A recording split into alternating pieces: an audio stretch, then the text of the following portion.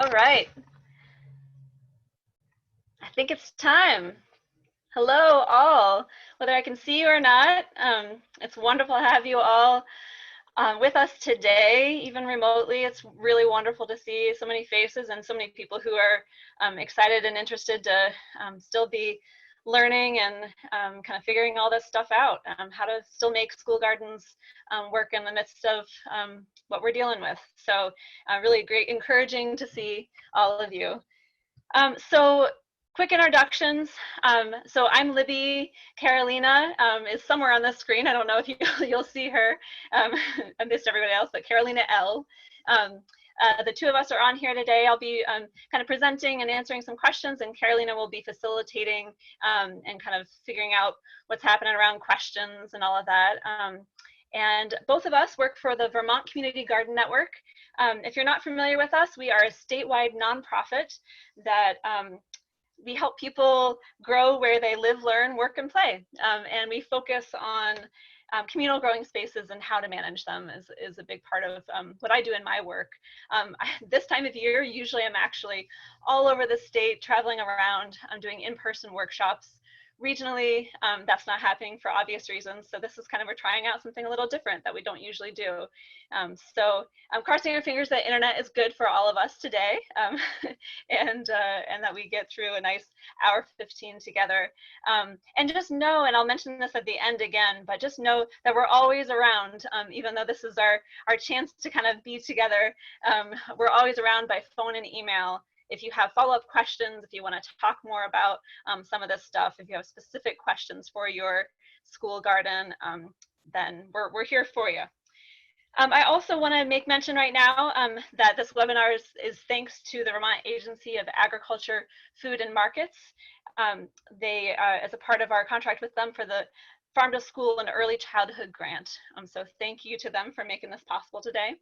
A quick overview of what we'll be doing today. So our focus here today, the webinar is called Gardening with Purpose, and our focus is for school gardens. So just know that we're looking at kind of K through 12 age group, and looking at what purpose does your garden serve in your community? What purpose, how does this purpose affect the people you involve, the activities and your programs that take place, and the space itself? And then how do we sort of hone that purpose for greatest impact, and potentially think about how do we shift that during this period a little bit. We will be focusing primarily on sort of lasting strategies, so things that could work for any time, no matter what's happening in the world. But we also will, kind of at the end of each of those sections, spend a little time on very specific COVID-19 related strategies. And then also at the end of each of those sections, we'll have some time for Q&A. And for you to share your ideas, not just ask us questions, but I know you all have a lot of great ideas out there too.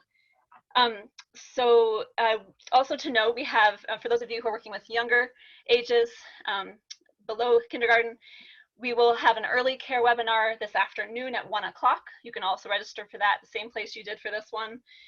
Both will be recorded, and related resources will be shared afterwards. So just so you know, if you want to share this with others, if you want to kind of go back and look at things, that will be available. So a tiny bit of housekeeping, and Carolina, please chime in if I'm missing anything. So participant controls that seem to be available to us today would be, you can rename yourself if you haven't already. It should be next to your name on the participant area, or on your actual image. There should be 3 dots on the right-hand corner where you should be able to do that. So if your name isn't popping up in some weird something else, then please do that. And then the other function that's available today is the chat function, which for those of you who aren't familiar with Zoom, it would be on the bottom part of your page. It says chat. You pop that up. And how we kind of expect you to use that today, anytime kind of a burning question comes up, feel free to put that up, or if there's a resource you want to share, put that up.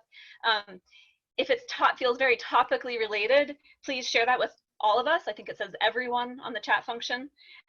If it's a more technical question or troubleshooting, or if you want to try to have an opportunity to actually speak, if you want us to unmute you at some point and when it's a relevant period, then please make note of that specifically to Carolina. So in the chat function, you can select Carolina. Carolina Lukac or Carolina L, I guess you'll be named on that function. And like I mentioned, we will have question and answer pauses where Carolina will be pulling together those questions and some of your ideas and sharing some of those out. So if we don't have a chance to unmute folks, we're still figuring that out with nearly 60 people on here. We may not play around with that too much, but we will try to kind of bring your voices out through that Q&A period by collecting those questions and answers on the chat function. And then just to make a very quick mention, I started to write down where all of you are from the registration that you filled out. And the list was just too long to share. But all over the state, we have a few folks from New Hampshire as well. Really every corner of the state is represented and everything in between. So really, really happy to see so many people from all over the state with us here today. So again, thanks for joining us. And I think without further ado, Caroline, is there anything else that we should mention before we dive into the slideshow portion? All is good. I hear you perfectly. Awesome. Sounds great. All right, I'm going to go ahead and share my screen. Just one other function I do want to mention is if you want to see everybody or everybody you can do the gallery view. So that's up in your right-hand corner of your screen. If you want to just see me or whomever's speaking, you can go to speaker view, which should be right next to that. And then I would suggest during the share screen period that you put it on speaker view if it doesn't automatically do that for you. So just to note that. All right, here we go. All right, can everybody see that, or at least Carolina? Yes. Excellent. So first, before we dive into some of the strategies around that idea of gardening with purpose, we wanted to share some guidelines that we have created at Vermont Community Garden Network, COVID-19 guidelines for safe community gardening. And that's based on CDC research, governor guidelines that have come out, and a lot of really creative ideas from folks around the country who are doing this kind of work, particularly in community and school gardening. And so those are on our website. On our primary scroll, you can find this picture that you see right here, and click to learn more. There are the actual guidelines that you can print off, and then you can also check out the resources that are related to that.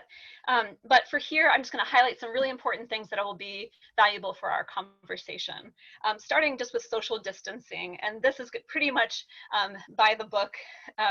We're hearing a lot about right now, maintaining that 6 feet distance between yourself and other gardeners, bringing a mask to wear when others are in the garden, and the CDC has guidelines on use and directions and how to make a mask from household items on their website. We have all of that linked on those guidelines.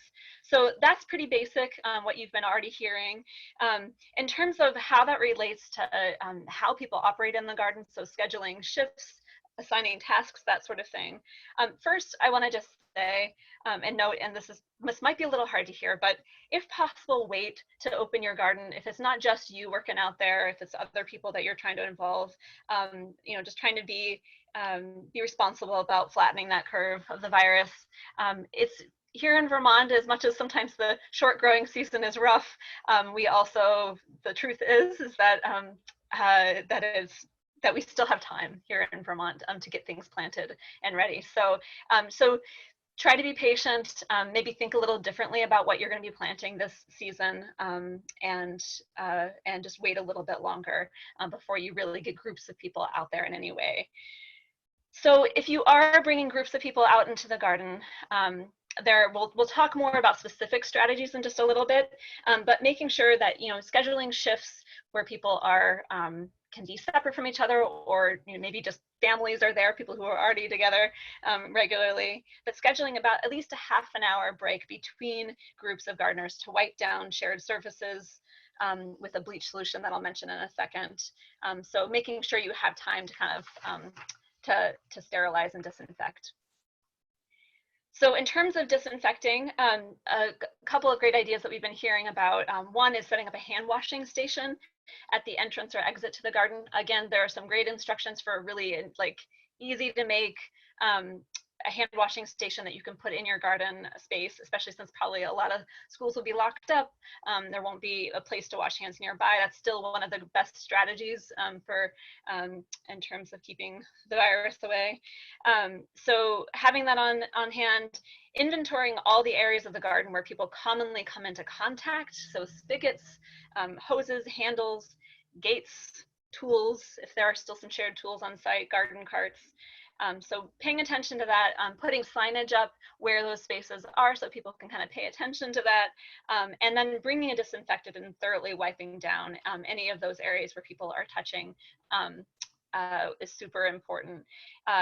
You can make your own disinfectant solution, 5 tablespoons of bleach per gallon of water. Again, those instructions are on our website. Leave the solution on the surface for at least 1 minute and use paper towels to dispose afterwards. Again, some of these things that we're not used to doing in the garden, you know, having extra waste, things like that, but are important to do at this point in time. It's always a good practice to wear gloves in the garden. However, gloves do not replace proper disinfection procedures. So the outside of your glove can still transmit disease to yourself and others. If you wear gloves, be sure to wash them in between uses. So another thing we're not used to doing in these shared spaces is limiting sharing, but we would encourage that right now. So closing off any shared tool storage shed, removing any shared community tools for the time being would be what we would encourage if possible. A few alternatives to what you would normally do. So assigning tools and associated tasks to just specific gardeners for the season. So if there are tools that are used for a specific task, just handing that off to that family or that volunteer for the season. Asking gardeners to bring and use their own tools is probably one of the easiest things to do if they have that available to them. If they don't have that available to them, consider asking your community for donations of tools for individual use that people can just take home. And people often have lots of extra tools in their shed, especially as they're cleaning out this spring. It's worth asking on your front porch forum. Obviously, using proper disinfection procedures when accepting donations is important. And then when sharing produce and using it in meals, obviously practice food safety protocol. There's no evidence that COVID-19 is passed on through food. Thorough cooking will kill the virus. However, really important to still, especially if you're sharing food, use extra caution and really follow those procedures. There's some great links also on our guidelines around that. Avoiding eating or drinking in the garden, all of that kind of stuff too, just to, again, reduce the spread. And then the last thing that all of us are hearing again and again, when in doubt, stay home. If you're in a vulnerable population, if you feel like you're getting sick, if you've been around people who've been sick, you know, really, and let your volunteers know that too. That's really important.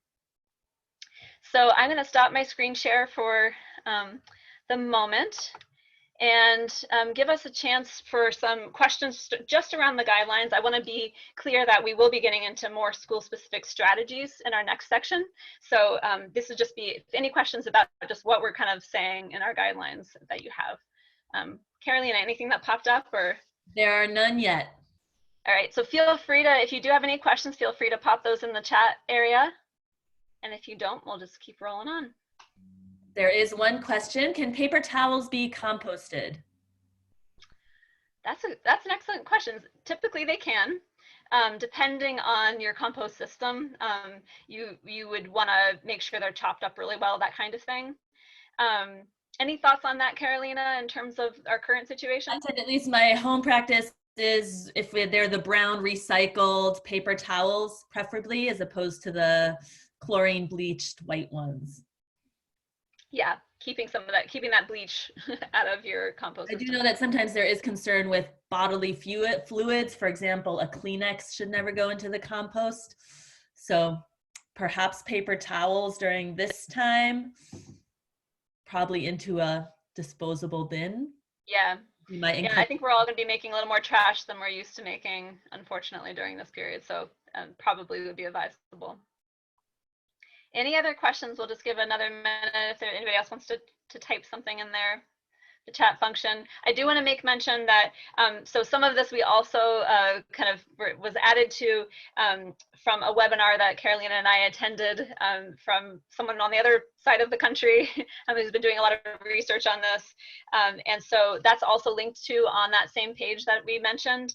So there's a whole webinar dedicated to this as well. If you want to really, there's a webinar recording that's saved there on our website. So if you want to dive into this a little bit more, you can do that too. All right, anything else before we move on? Okay, I'll go back to my screen share, cross my fingers, it's all good. All right, still looking good? Yes. Okay, so let's dive in. So why do you want to have a garden, or why do you have a garden at your school? What purpose does it serve? So this really basic question, if anybody who's been to a workshop with me or spent any time with me probably hears this like a broken record.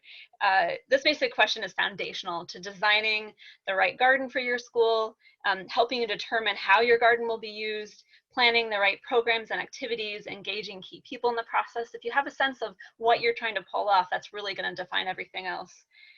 Again, like I mentioned earlier, and as we all know, these goals are potentially shifting in light of the COVID-19 outbreak.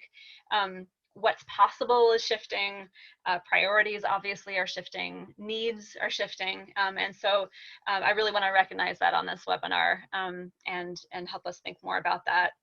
I also want to note that in the next slides, I'm going to be trying to use as many examples as possible of cool examples happening out there from around Vermont, a few kind of more general of this idea of sort of purpose and action. But I do want to make a quick disclaimer that some of these pictures are older, some of the stories are a little bit older, and so I didn't have time for all of them to double check on the current status. So some of these might be a little outdated. However, the reason why I'm sharing them is that they great things have happened in the past around a lot of these ideas, and so they continue to be great ideas for the future. So starting with that idea of purpose around a space, just providing a space for everyone in your school, an inclusive, accessible space. The example I want to give here, again, this was a few years back. I heard from a teacher at Cornwall School, that's where this picture comes from, of a group of students that they dubbed the Garden Goddesses. And recess was essentially garden time. So they played in the garden, they enacted plays in the garden, I think they did some weeding in the garden, that kind of thing. It really was a space that they felt like they could interact and that they felt included. And many of us know the story of gardens being a space for students who excel most with experiential learning, that really the piece is providing an interactive space where all are welcome, that all can access, is a big part of making this happen. Oh, that looks a little blurry. There we go.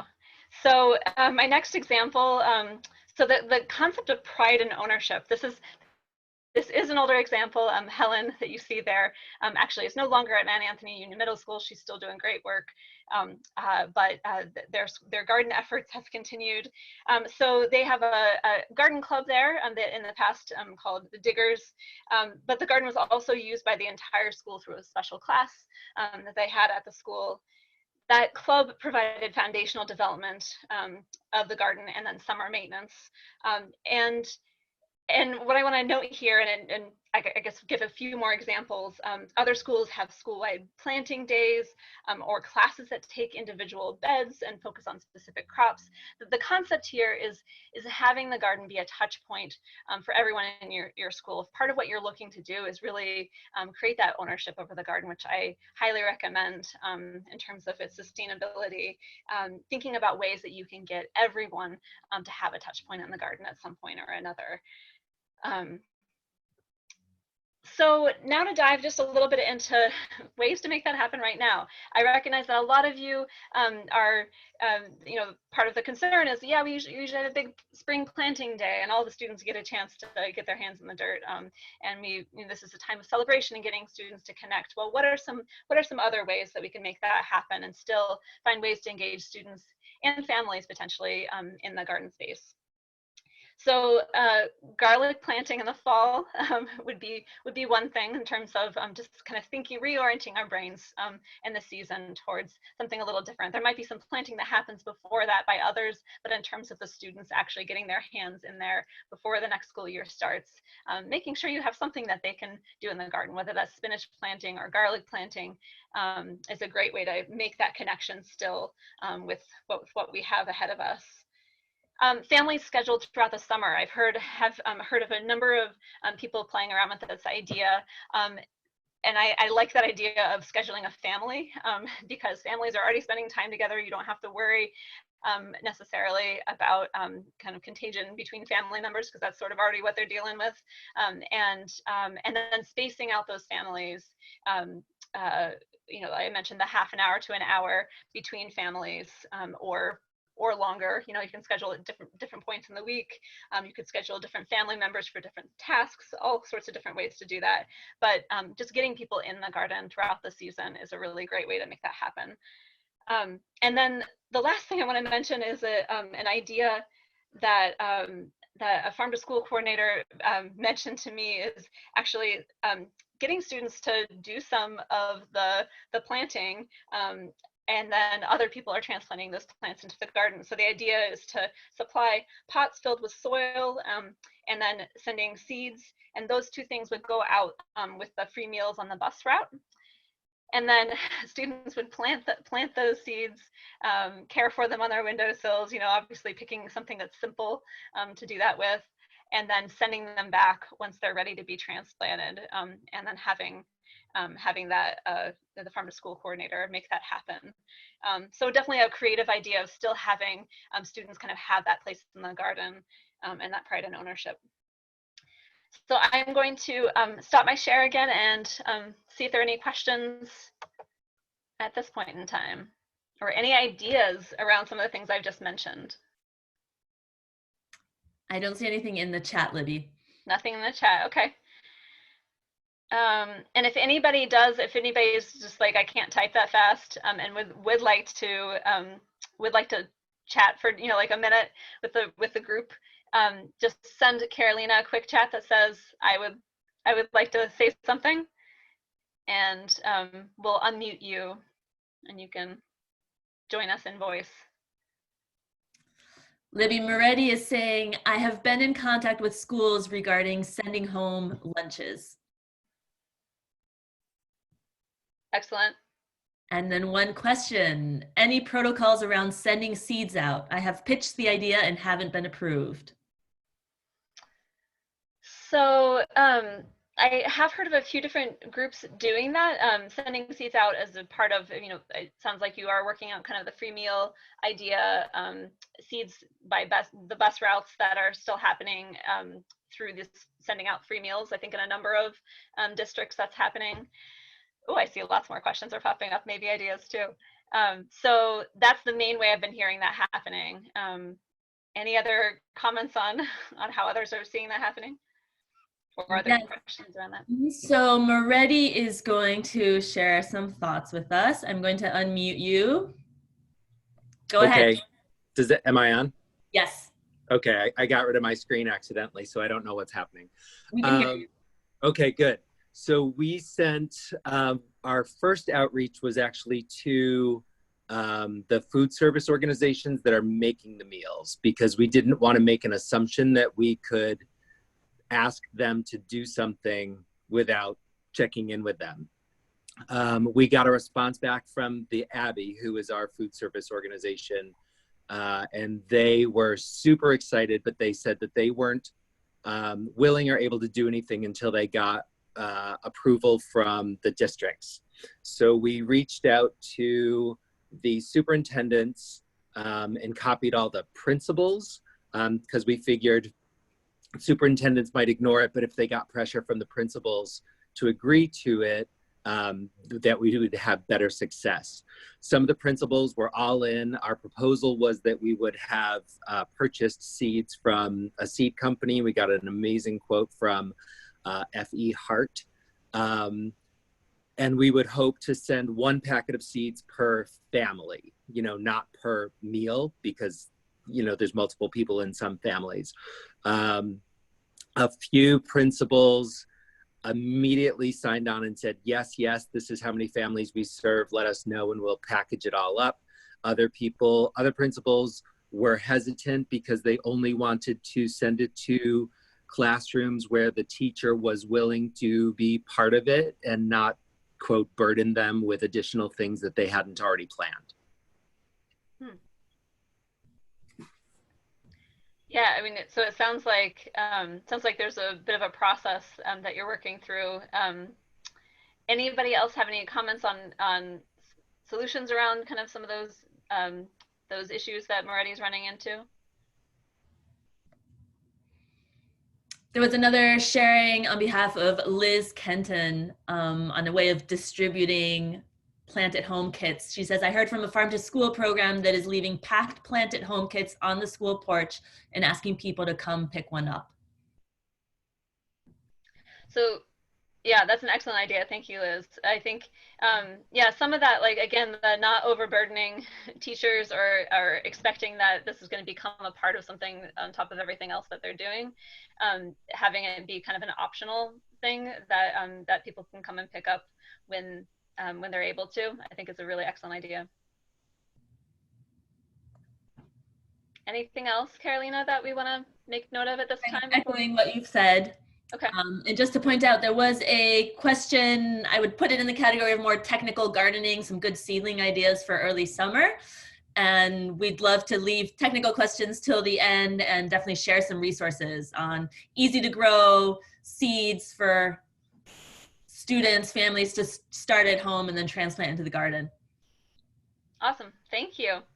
So, so if there are more ideas around the seed sharing piece, which is something we're hearing a lot about, and plant sharing, and just how do we get some of this stuff to families and teachers, if that's part of what's needed.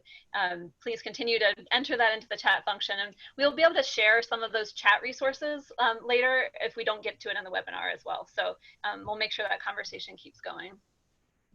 All right, I am going to go back to my screen share. All right, so obviously the garden as a learning tool is a big reason why a lot of us are making this happen. It's particularly an experiential creating an experiential learning environment. So this example comes from Stanford Elementary School and the Stanford Vermont Seed Savers. So that full season sort of students having that full experience of planting things and seeing things come through. What I wanted to highlight here was an example I saw last season in this program was a farmer's market lesson. And so the students, it was in August, and so there was a bunch to harvest, and this could actually happen. This could happen in September when students are back, depending on what you're looking to plant and harvest this year. They did a big harvest. They weighed their produce. They bagged it accordingly. They cleaned it. They bundled it. They kind of prepped it all appropriately for the farmers market, and then they did a kind of a simulated farmers market lesson indoors, where they swapped Monopoly money and had a little scale that they were working with. They had buyers and sellers. Really, really wonderful. Kids jumped right in and we got really into this idea. And then that was sort of in practice for an actual market that took place as a part of a community event a little bit later that week. So a great way to kind of think about that kind of experiential side of the garden. So so there's sort of how does the garden itself serve as an experiential learning tool, but what are some ways that we can be doing things in the classroom that can then connect into the garden? And one really simple idea that I love from, this comes from Berry City Elementary and Middle School, were these different signs for the garden. So the younger grades created these beautiful flags. I think it says a garden wishes for. And so sort of thinking about what's happening in the garden, what are some sort of outcomes of being in the garden, and made these beautiful flags for the garden. For the older grades, they focused on different crops and were able to write about you know, how to care for them, how to harvest them, that sort of thing, but also some histories and some interesting facts about different crops. So another really fun kind of simple idea for making things kind of connect back into the garden. And then sort of the third piece of this is that concept of the garden actually as an outdoor classroom, and creating that space for outdoor learning, a more formalized outdoor learning space. The two examples I just want to give real quickly: Berrytown Middle and Elementary School has this gorgeous pergola, picnic tables for structure gathering space. And then I've spent a lot of time thinking about, spent a lot of time thinking about the design of their space. So there's a lot of space for gathering and movement throughout the actual garden itself. So teaching can happen both in that formalized space, but also around the garden beds. And then on the other kind of extreme of things, this is from Charlotte Elementary School from a few years back. So they were also looking at creating a formalized space, and from protecting their garden from the soccer fields that were right there. They didn't have much of a budget to make that happen. So they planted some Jerusalem artichokes to create a little border. They got some local stumps and a donated picnic table, and voila, outdoor classroom. So another great way to kind of meet that purpose there. So what are some ways we can think about the garden still as a learning tool in this unusual time? So the thing I've heard the most, I would say, which makes a lot of sense, is thinking about simple activities for students and families at home to make that happen. So kids gardening and I know a number of other sites do too, but I've seen them gardening ideas for kids, parents, and teachers, posts that they have with lots of resources and ideas, and really simple ideas for parents to kind of take on gardening education just where they are, and engage kids in outdoor learning spaces. The School Garden Support Organization Network is another great tool that they have lots of different resources. They have a forum, and then they also have collated garden-based learning distance teaching resources for different age groups and for different you know, educators and parents. That is worth checking out on their website. I will make sure you can look these things up online yourself, but I also will share these links following the webinar, probably tomorrow. And then Junior Master Gardeners has recently put together these virtual group meets, which is a great way. I think they're like 20 minutes and maybe a couple times a week, where people can jump on and kids can learn about gardening through this sort of national, I think it's a live Facebook event. So those are some of my ideas. What ideas are you all thinking about around using the garden as a learning tool in this unusual time?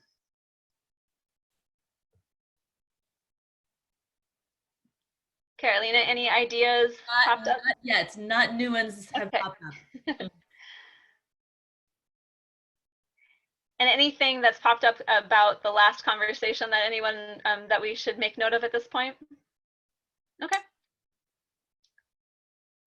Excellent. Well, there'll be a chance again, if there are ideas, and I know that there's some people on here who are like the kings and queens of resource sharing. So if you do have any ideas that I haven't mentioned that you want to mention in the chat function too, feel free to put links and mention resources in there too, that other people can see.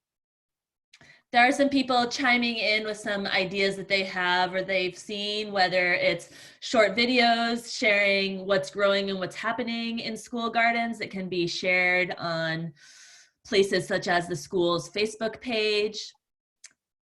Learning plans for high school students to work on garden beds individually. Somebody else who's working on short sessions with 4-H on gardening, with materials that are not fancy, that can be found at home. So some good ideas of people chiming in that chat section. Excellent. Thank you so much. Yeah, keep chiming. Those are great ideas. And actually, thank you for mentioning the sending videos. I forgot to mention that. I think I heard about that idea recently too. That idea of the garden coordinator, or whoever's spending time still in the garden who can be present there, kind of keeping track of the garden throughout the season so that students still get to see it, even if their family isn't scheduled to be there during the summer, that you can kind of still see the progress of the garden and be connected to that and learn from that, learn about how things are growing is a really great idea among all those other ideas. All right, we'll keep it moving, and feel free to interrupt Carolina if something else comes up.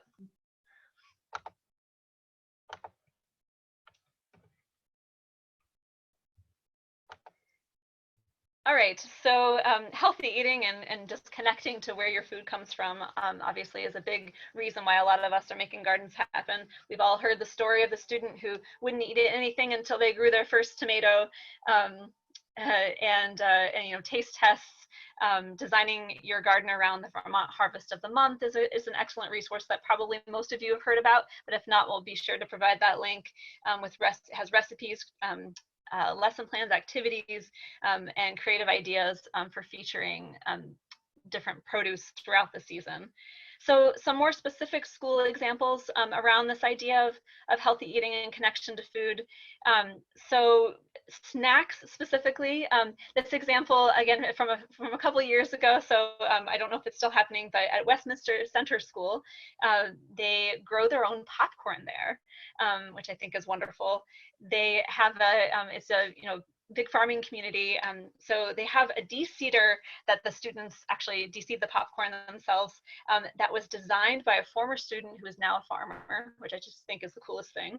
And they have I think it's a parent who comes in to pop popcorn for a weekly popcorn snack for the entire school. So just a fun, again, that like a really fun way of getting at that kind of full circle. This is where your food comes from, and connection and a healthy, fun snack. And then the concept of menu highlights, you know, growing food for the cafeteria, and I do say menu highlights because, you know, being realistic about how much you're producing, but thinking about what, you know, how can you highlight a few things from your garden that can get into the menu to again make that connection to what you're growing and eating. The couple of examples I want to give are actually don't just help people with that kind of connection to their food and healthy eating, but not just about production, but service learning and vocational skill development too. So at Hunt Middle School, at least for a period of time, they had a dedicated production gardens in cooperation with their food service. And in the past, they've paid students to care for that in summer months. And then at Montpelier High School, more of a year-round sort of situation. They have a greenhouse where they grow greens. That's a biology student service learning project. And those are used in the salad bar at the high school, middle school, and elementary school. And at least in the past, they've been able to pay students for that as well. So another kind of great way to get at that, that connection to growing food and the connection to the cafeteria. So what are some ways we can look at this right now, this continuing to foster healthy eating and connection to where your food comes from? So recipe sharing is a great way to do that. I've definitely heard of some cool videos that are happening, video connections where parents are sharing, this is what we're eating in our kitchen, and this is what we're cooking up, and fun things like that. So having a way to share those sorts of videos or ideas. The idea of even maybe putting together a recipe book could be a fun thing, whether it's even just like an online recipe book or something that gets printed that highlights what's happening in people's kitchens all over your community. Could be a really great thing to highlight right now. The idea of potentially highlighting produce from your school garden in some of these free meals that are going out, depending on how long that will be happening for, could be an interesting idea. Again, as Moretti mentioned, I'm really wanting to coordinate that with the people who are creating those meals, making sure that makes sense, finding out what they want and need to make that happen. And then I think probably one of the most important things I've been hearing the most from farm to school coordinators is really putting our eyes towards the fall harvest. So rather than thinking too much about growing things for and during the summer that will need to be eaten during the summer, really thinking towards what can you plant for the fall harvest when students will be back. Some great tools around that. One of my favorites is Johnny Seeds has planning tools and calculators where you can actually put in, this is when we want to be able to harvest by, so this is when you need to plant by. So that's a great way of kind of thinking about like, okay, this is what we want to have in our big fun harvest supper in the fall, or this is what we want to have in the cafeteria at that point in time or for snacks, and then kind of planning backwards. And it might involve planting just different things than you're used to planting, or it might involve planting more like mid-season for a fall harvest. All right, so I'm going to stop my share again. All right, any ideas around this sort of healthy eating and connection to food during this unusual time, or really any time? I don't see any in the chat, but again, I encourage folks to write your questions or share your ideas. And if anybody has an aching desire to speak and we can hear your voice, I am happy to unmute you.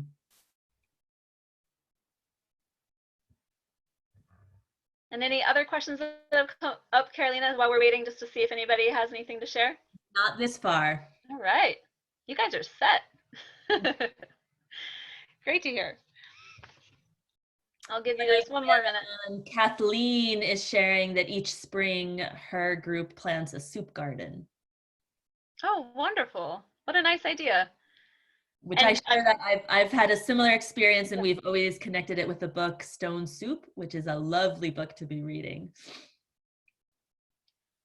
Yeah, and thinking too, like, you know, if that soup garden is for a soup that is harvested and ready to eat when students are back in the fall, is a really nice, you know, a big stone soup celebration is a great way to look at that. Anything else at this point? Or should we keep going? Okay, let's keep going then.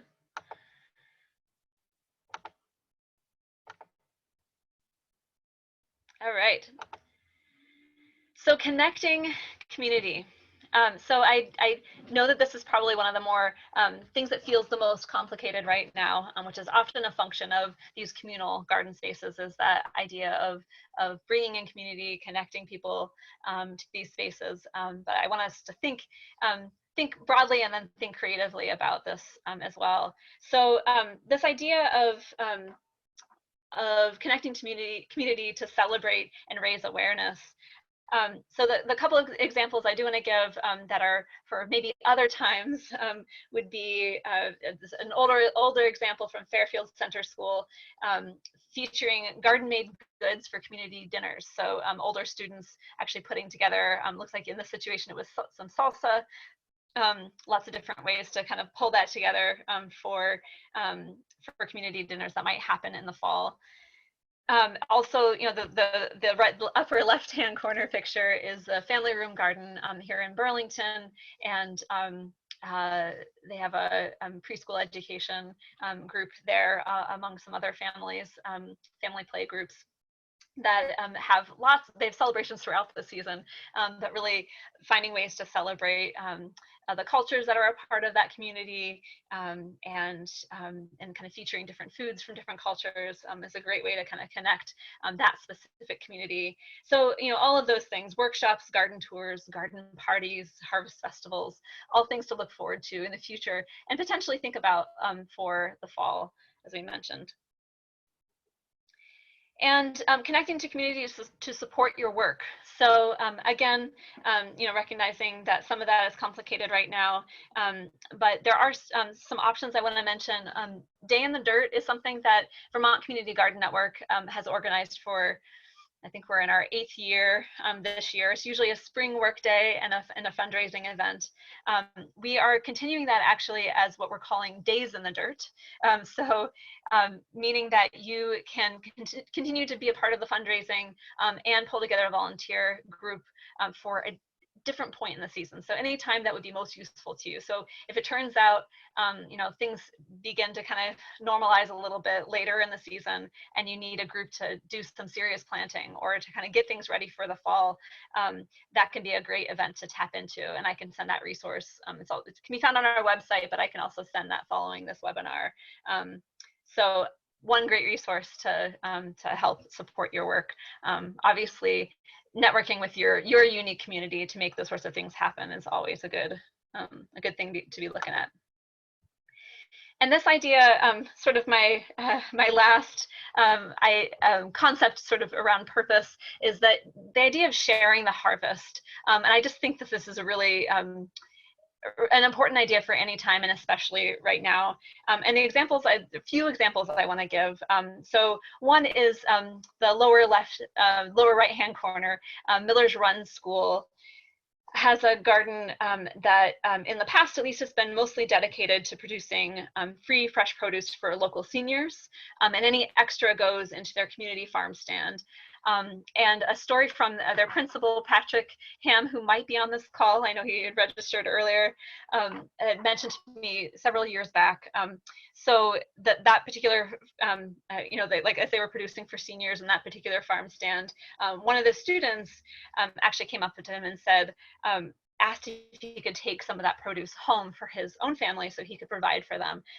His family didn't have a lot of access to fresh produce, and kind of making that connection was really valuable to him, and being able to be that sort of provider was a big part of what he got out of that.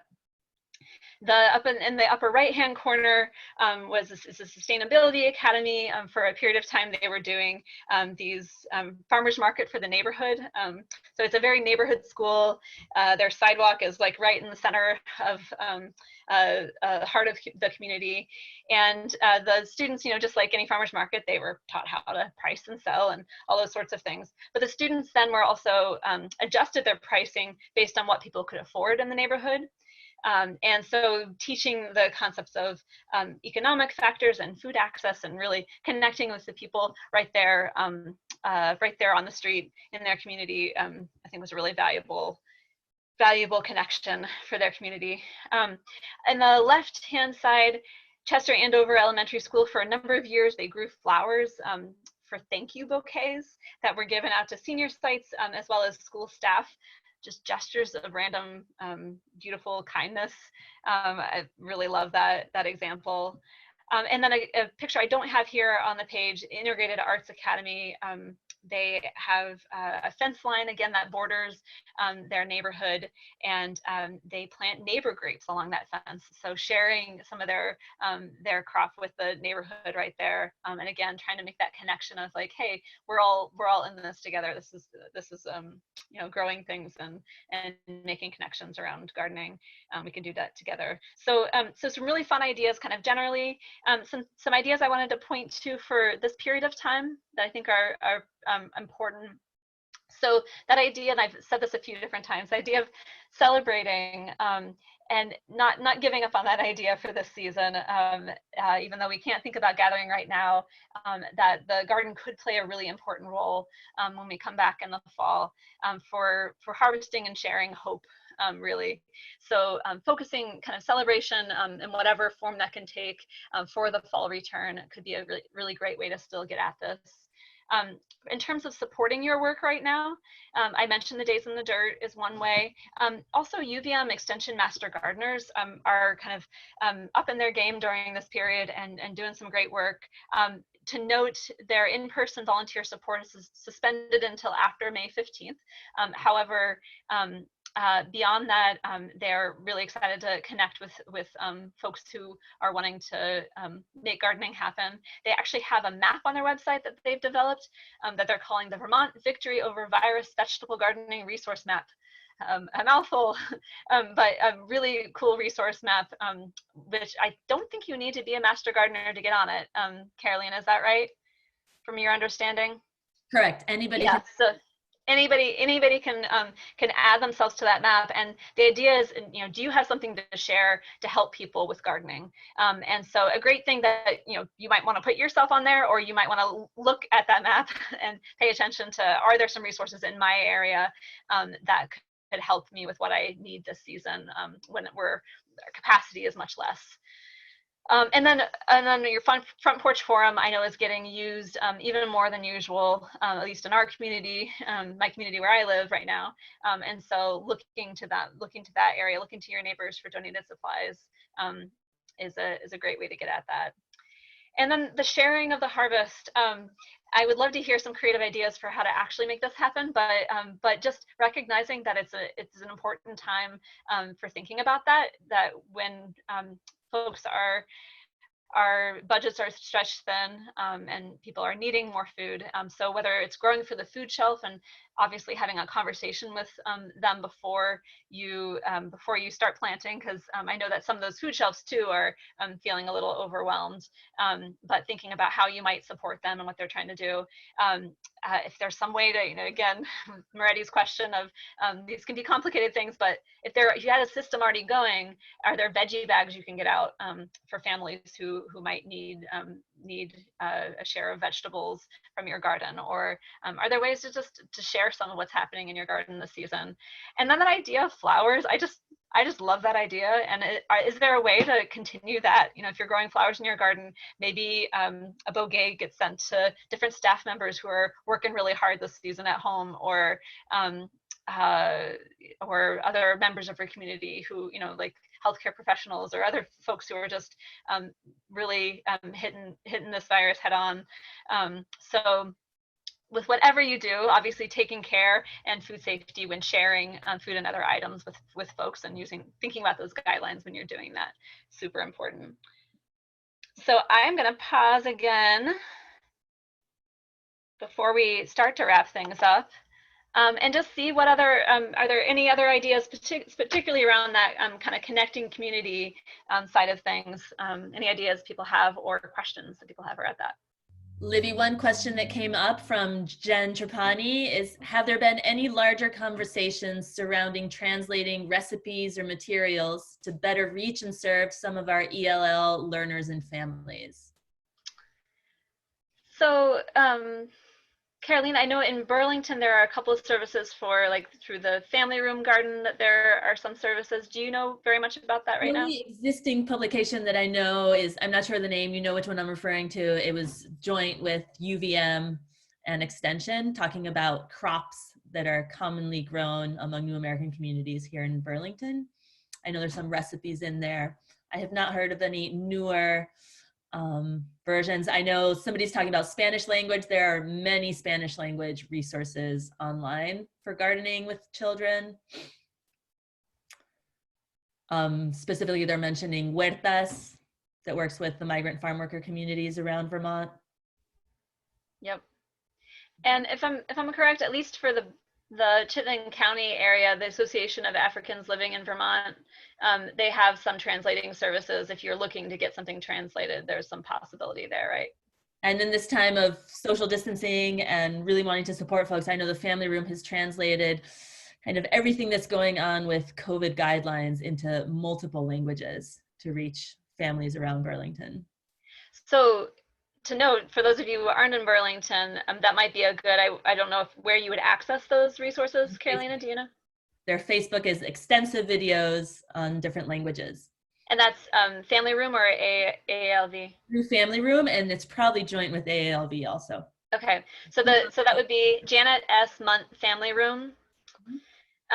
Is the organization. We can try to remember to send that out in our resources as well, but in terms of finding those resources, could be a good place to start, their Facebook page. Any other questions or ideas at this point in time before we just open it up? Yes, how many schools around the state are sending out seeds? Catherine. Ooh, I don't have a number. I don't have a number, but I do know that a lot of groups are trying to figure out how to make that happen. And like I said, different people are doing that. Catherine, I saw your hands go up. Do you have any thoughts or things that you want to share about that? Catherine Cole, that is. Well, sure. I just, I don't want to put anyone at risk, but I think kids growing things at school, at home would be really wonderful. And I'm hitting roadblocks. And so knowing if it's happening in a lot of other communities might help our superintendents or school nurse kind of see that it's happening other places. Yeah, so I'm curious. I know that one group that's working on thinking about a lot of this stuff, for those of you who are on it, feel free to chime in too. So there's a farm to school coordinator chat group. So we've been meeting every couple of weeks, and we'll be meeting again next, is it next Monday? Again, I can send it out in the resources, but the idea there is like these sorts of questions of like, who else is doing this and how are they doing it? That's a great way to have those conversations, either live in that chat. We also will hope to be as a group, making sure that we share some of this with the broader community. So that Farm to School listserv, the Farm to School coordinator newsletter, and that chat group are all good places to be watching for that kind of stuff. But I don't have specific information yet about that. Again, if anybody's in that group or has better information than I do, feel free to chime in on the chat. I know that I speak. Yeah, go ahead. I unmuted Missy, who said, I apologize if I'm not saying your name correct, but she says we have 12 schools participating in seed kits at home. So there's an example, and you are unmuted if you want to tell us a little bit more about how that's being organized or what you know.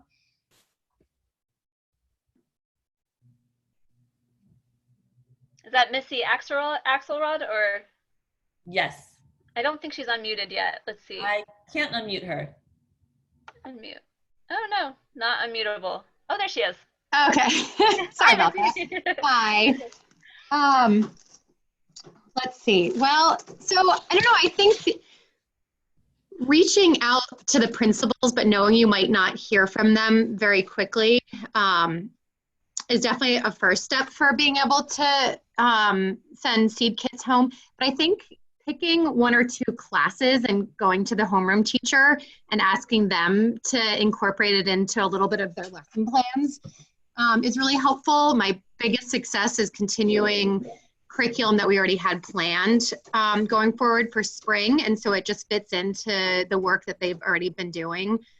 So jumping in there was really helpful. And I think just letting them know that you're following safety protocol with washing hands and wearing masks when you're packing. And if there's still fear of contamination, it's, we can ask families to let the seed packets sit outside, maybe not outside, but, let them sit alone for 24 hours, or after you pack them, they can sit at the school for 24 hours before the scheduled pickup. So I think there's ways around this safety for sure. But really just that connection with teachers that you've been doing curriculum with is really helpful. Thank you, Missy. That was super helpful. Those are all great ideas.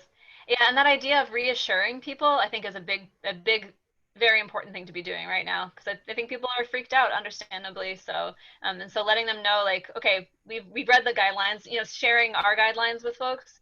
But if you have your own guidelines, making sure you share that, and yeah, this is what we're doing to make sure we're being safe, and then asking them what else they need to feel good about it too could be worthwhile. Thank you very much, Missy. Any other questions popping up, Carolina? No other questions. No other questions. Okay. More folks sharing about the farm to school meeting. I imagine you all who are looking at the chat can see that there's some resources being shared there.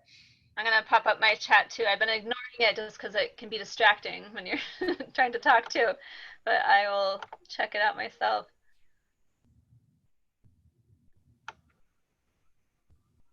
Yeah, take a moment to check out what some folks are saying. Oh, thank you, Liz, for sharing the Farm to School Coordinator call meeting. That's great. And like what we said, the chat log we'll be able to share as well. So if there's any resources that get mentioned in that log, we'll make sure that we share that out. So I would take this moment, unless there's other things related to some of the strategies, I would take this moment just if there's any more general questions, whether it's about kind of COVID related changes and precautions, or whether it's just technical questions for the season as you're kind of heading into it. Generally, we're happy to chat about that stuff now. Or if anybody wants to just say, this is what we're doing this season, and we feel like we've come up with some really good ideas to make everything work, we'd love to hear from you too. So feel free to chat to Carolina or mention something in the chat function here, and we'll bring it up to the group.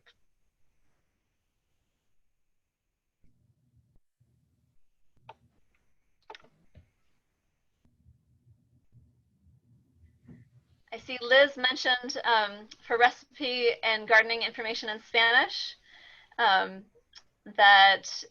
So through Teresa Mayer's or the FNet program. So if you look at your chat function, there's some great resources right there. Some folks to reach out to. Thank you, Liz.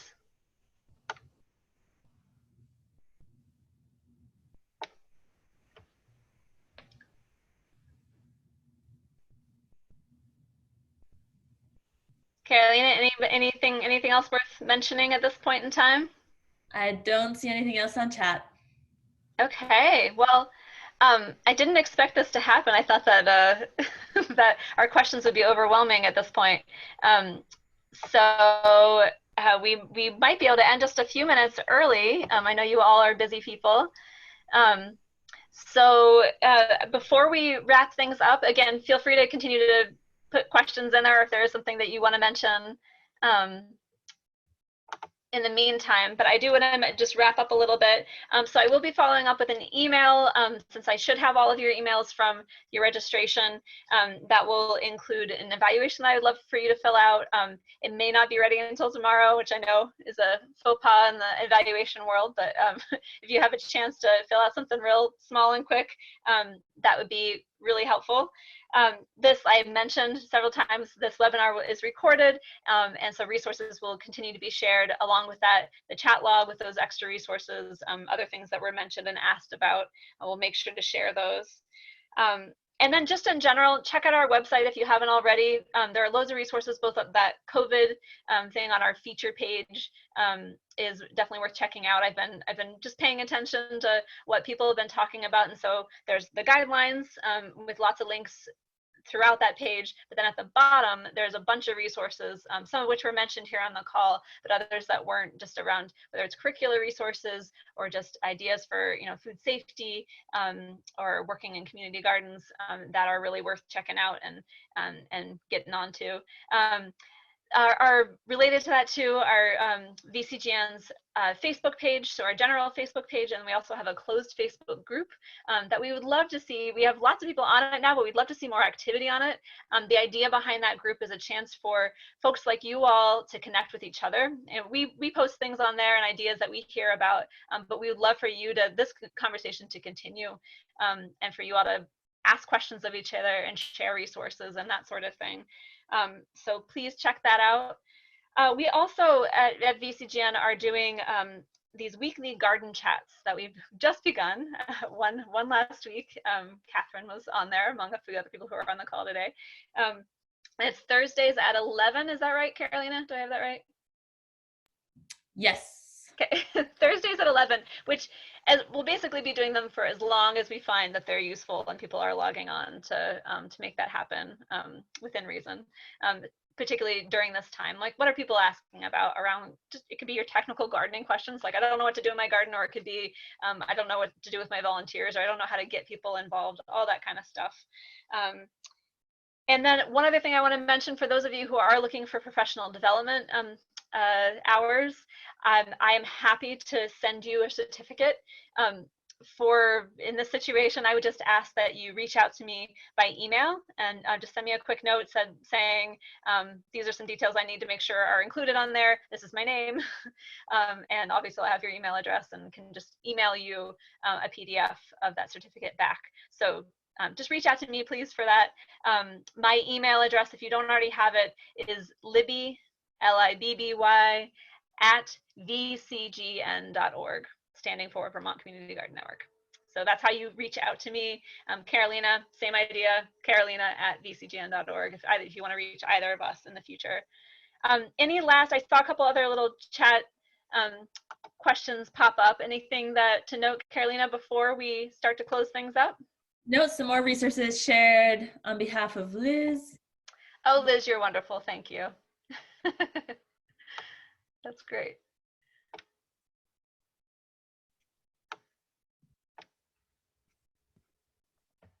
All right. Are we good on questions and nobody else wants to chime in? Excellent. Okay, well, thank you all again for your for taking the time to be on this video chat and webinar together. And just know that we are here for you. So if you ever have questions or want to just follow up about your more specific questions, we've mentioned several resources of places for you to connect to groups of people who are talking about this stuff. So please just connect to all of us, and be well during this complicated time. We'll be thinking of all of you, and thank you for all the work that you do where you are. All right, bye everybody.